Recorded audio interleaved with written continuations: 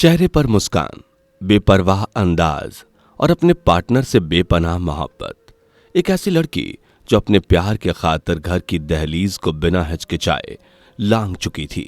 एक ऐसी लड़की जिसने मोहब्बत के लिए सब कुछ कुर्बान कर दिया था। नाम है श्रद्धा, जो अपने प्रेमी आफताब से दिलो जान से मोहब्बत करती थी। वो श्रद्धा अपने प्रेमी के प्यार के लिए हमेशा मोहताज रही। वो श्रद्धा जिसने ये सोचा था कि आफताब एक दिन उससे शादी करेगा और इसी मुकाम को हासिल करने के लिए वो आफताब के साथ अपना सब कुछ छोड़कर साथ में लिव इन में रह रही थी। लेकिन प्यार मोहब्बत की स्टोरी में फरेब और हैवानियत का ऐसा परिणाम छुपा था जिसके बारे में किसी ने सोचा तक नहीं था। श्रद्धा जिस कमरे को अपना घर समझकर रह रही थी वो असल में आफताब का नर्कलोक था।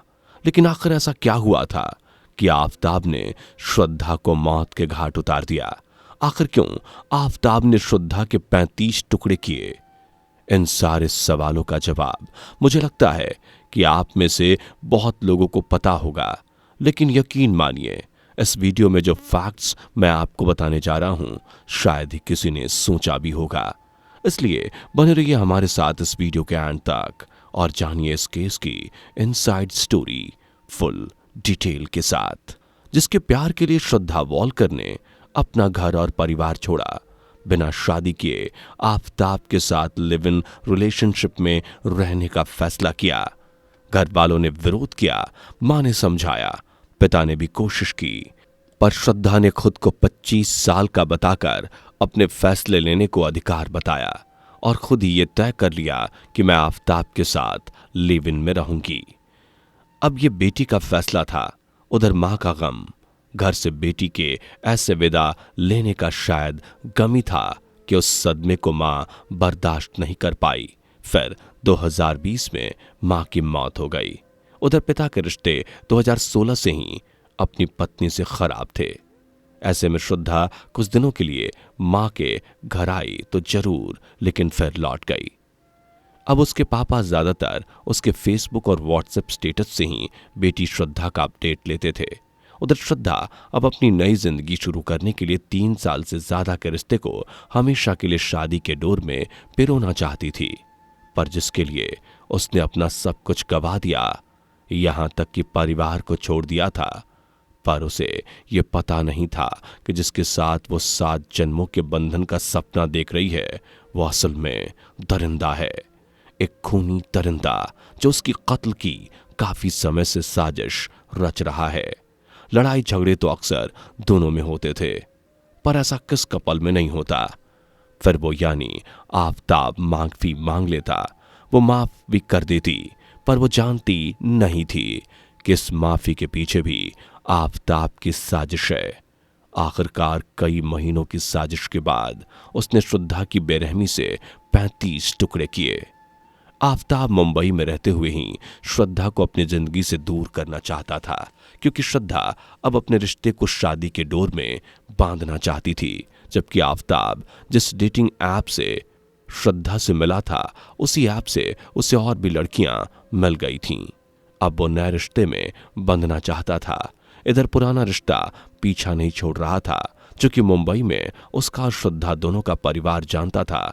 वो ये भी जानता था कि श्रद्धा के परिवार में ज्यादा ध्यान रखने वाली मां अब जिंदा नहीं है, पिता से उसका ज्यादा नाता नहीं है। अगर ऐसे में अचानक श्रद्धा कहीं गायब भी हो जाए तो ज्यादा कोई पूछने वाला नहीं है। आपको जानकर हैरानी होगी कि इस घटना से ठीक पहले यानी 18 मई 2022 से पहले को पहाड़ों में श्रद्धा के साथ घूमने गया था। ऐसे में यह अंदाजा लगाना ज्यादा मुश्किल नहीं है कि हो सकता है कि आफताब श्रद्धा की मौत की प्लानिंग वो पहले से ही कर रहा था, क्योंकि हिमाचल के कई ऐसे हिल स्टेशन हैं जहां से किसी को गहरी खाई में धक्का देकर मारा जा चुका है। लेकिन शायद इस खतरनाक मंसूबे को अंजाम देने में आफताब कामयाब ना हो सका, इसलिए उसे दिल्ली आना पड़ा। यहां आने के बाद वो दिल्ली के कई होटल्स में रहा। शायद यहां भी उसे मौका नहीं मिल पाया। इसके बाद उसने दिल्ली के बाद उस एरिया में कमरे की तलाश की जहां कुछ दूरी पर जंगल वाला एरिया हो, जहां हत्या के बाद वो उसके शौक को ठिकाने लगा सके और किसी को भनक भी ना लगे। ऐसे में आशंका है कि यही सोचकर उसने दिल्ली के महरौली एरिया में छतरपुर में किराए का मकान लिया। कमरा लेने के बाद कुछ दिनों सेटल हुआ, पर तुरंत मौका मिलते ही लड़ाई झगड़े के दौरान ही आफताब ने श्रद्धा का गला घोंटकर हत्या कर दिया। हालांकि आफताब ने यह बताया कि यह सिर्फ हेट ऑफ द मोमेंट का नतीजा है और कुछ नहीं। रात के 9 बजे श्रद्धा का मर्डर करने के बाद आफताब ने ऑनलाइन खाना ऑर्डर किया था, करीब रात के 10 बजे। अब आफताब ये सोच रहा था कि आखिर श्रद्धा की लाश को वो कहां ठिकाने लगाए। इसके लिए उसने प्लान किया कि वो महरौली के जंगल में लाश को ठिकाने लगाएगा, लेकिन लाश को जंगल में दफनाना बड़ी चुनौती थी। वो लाश को उठाकर नहीं ले जा सकता था, जिसके बाद उसने तमाम तरीके तलाशे। गूगल पर सर्च किया कैसे लाश के कई टुकड़े आसानी से किए जाएं। लाश को जब काटेंगे तो खून निकलेगा, इसलिए गूगल पर यह भी सर्च किया कि कैसे खून को साफ किया जाए। फिर उसने उस केमिकल का भी पता लगाया जिससे खून साफ भी हो जाए और कोई सबूत भी ना रहे। वो केमिकल था सल्फर हाइप्लोरिक एसिड। इसके इस्तेमाल से खून ऐसे साफ हो जाता है कि फॉरेंसिक जांच के दौरान कोई सैंपल नहीं मिलता। मर्डर के बाद उसने श्रद्धा के खून से सने और अपने कपड़े दोनों के उतार लिए थे और उसके बाद उसे आने वाले दिनों में एमसीडी के कचड़े वाली वैन में डाल दिया था ताकि किसी को कोई सबूत ना मिले। आफताब ने सर्च किया कि कैसे किसी इंसान के शरीर को कई टुकड़ों में आसानी से अलग किया जा सकता है। इसके बाद उसने अगले दिन मार्केट से आरी और फ्रिज खरीदा। फिर उसने श्रद्धा के शरीर को 35 टुकड़ों में काटा और उसे फ्रिज में रख दिया।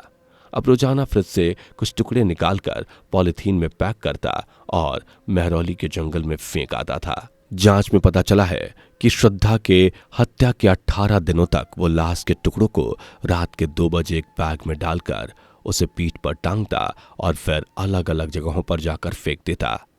इस पूरी घटना को अंजाम देने के लिए उसने डेक्स्टर वेब सीरीज भी देखी थी। यहीं से उसने हत्या करने का आइडिया लिया था। हैरानी की बात तो यह है कि जांच में यह भी पता चला है कि आफताब के और भी कई लड़कियों से नजदीकी संपर्क थे, जिसकी वजह से उसकी श्रद्धा से लड़ाई होती थी। इसलिए हत्या के बाद शव को ठिकाने लगाने के बाद वो दूसरी लड़की के साथ कमरे पर आने लगा था।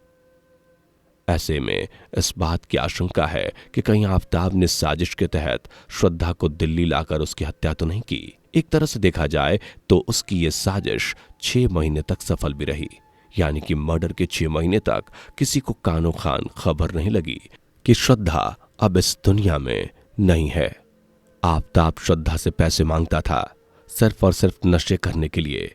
आफताब हमेशा नशे में ही रहता था और श्रद्धा सिर्फ ये सोचकर सब कुछ कर रही थी कि एक दिन सब कुछ ठीक हो जाएगा। अब ये जानना भी जरूरी है कि आखिर ये कैसे पता चला कि श्रद्धा की मौत हो गई है। इसके लिए आपको कुछ महीने पीछे जाना होगा। 8 मई 2022 को श्रद्धा और आफताब अब मुंबई छोड़कर दिल्ली आ जाते हैं। दिल्ली आने के बाद दोनों पहली रात पहाड़गंज के एक होटल में गुजारते हैं। फिर अगले दिन सैजुद्दौला जाब के एक होटल में ठहरते हैं। फिर तीसरे रोज दोनों अपने कॉमन फ्रेंड के साथ उसके घर पर छतरपुर में रुकते हैं। फिर कुछ दिन बाद ही छतरपुर में एक किराए का घर ले लेते हैं। इसका पता है D93/1 छतरपुर। दिल्ली आने के बाद श्रद्धा नौकरी की तलाश शुरू करती है, जबकि आफताब को एक कॉल सेंटर में काम मिल चुका था।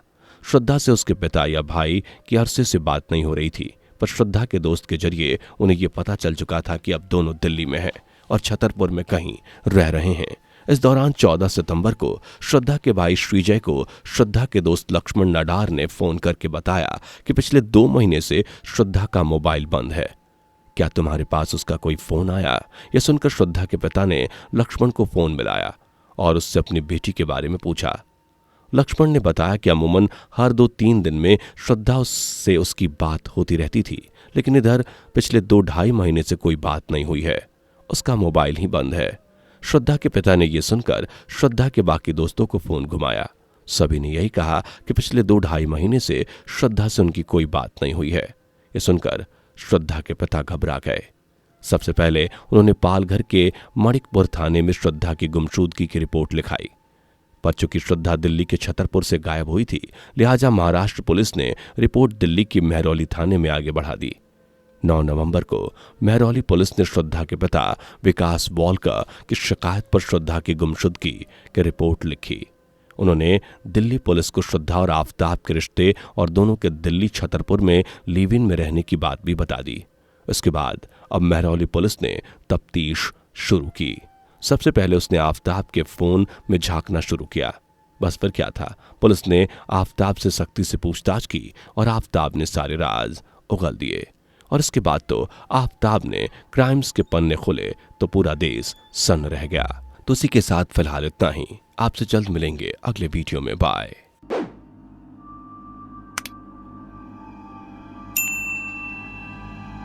दोस्तों, आपकी स्क्रीन पे 2 और वीडियोस दिख रही हैं, जिसे देखने के लिए आप इस स्क्रीन पर क्लिक करें। दोनों देखिएगा, बहुत अच्छी वीडियो बनी है।